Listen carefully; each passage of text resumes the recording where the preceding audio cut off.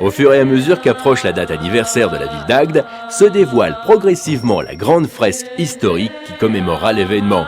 Une des plus jeunes composantes de ce puzzle est représentée ici par le groupe de danse antique proposé par l'association Ambonne, bien décidé à occuper pleinement l'espace qui lui est alloué.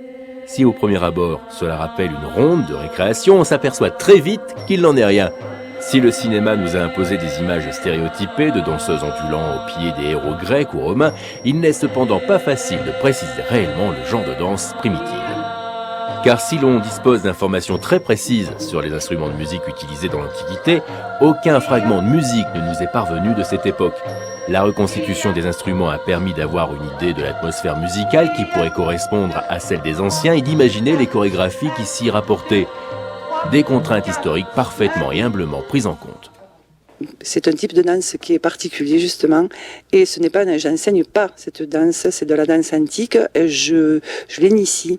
C'est une découverte, c'est la découverte de cette danse. Elle est basée sur des postures de statues, sur des représentations de fresques, sur la céramique aussi et sur les mosaïques. On a imaginé le geste qui suivait et d'après la musique, l'interprétation elle vient d'elle-même.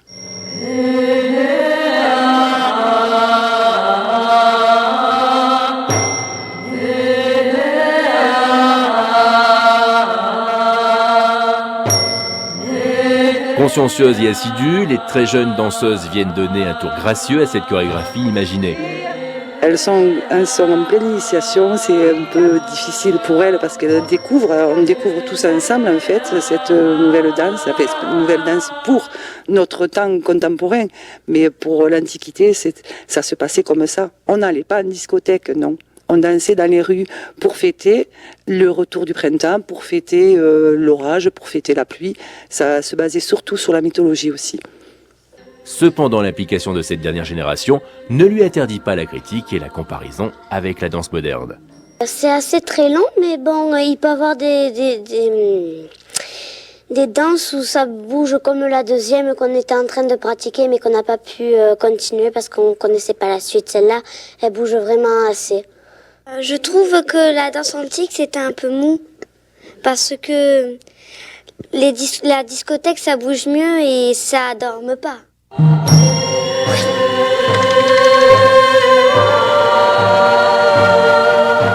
Tout comme la musique, la danse, avant d'être un art, est un langage universel et une véritable passerelle entre les siècles et les générations.